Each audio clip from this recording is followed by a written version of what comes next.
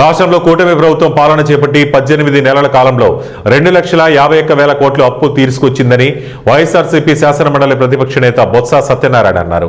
విజయనగరం దాసన్నపేటలో వైఎస్ఆర్సీపీ కొత్త కార్యాలయంలో ఆయనతో పాటు పార్టీ జిల్లా అధ్యక్షుడు జెడ్పీ చైర్మన్ మజ్జి శ్రీనివాస్, మాజీ డిప్యూటీ స్పీకర్ కోలగట్లు బుధవారం మీడియాతో మాట్లాడారు.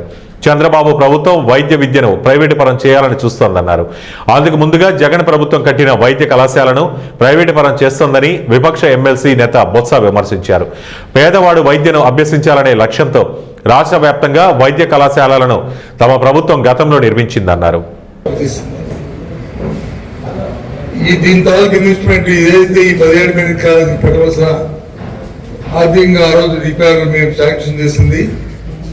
ఒక్కొక్క కళాశాలకు 500 కోట్లు, సుమారు 8,500 కోట్లు. దానికి సంబంధించి అప్పటికే 1,800 కోట్ల వరకు దానికి వచ్చి మేము ఖర్చు చేస్తాం. ఇంకా మిగతా డబ్బుకి వచ్చి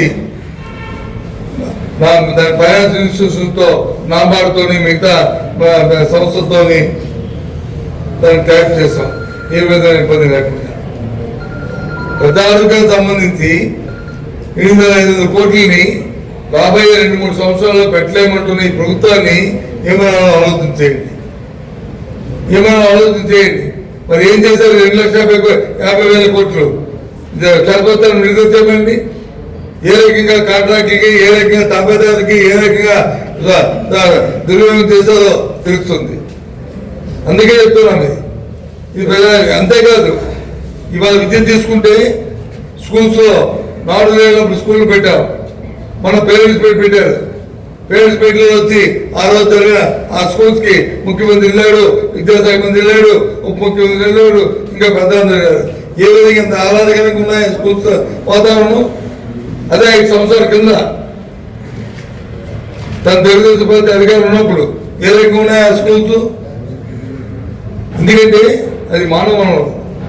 అది స్కూల్కి ఇచ్చి మీద పెట్టిన ప్రతి పైసా కానీ, వైద్యం పెట్టిన ప్రతి పైసా కానీ అది సంక్షేమం కాదు, అది అభివృద్ధి కోసం చేస్తున్న కార్యక్రమాలు.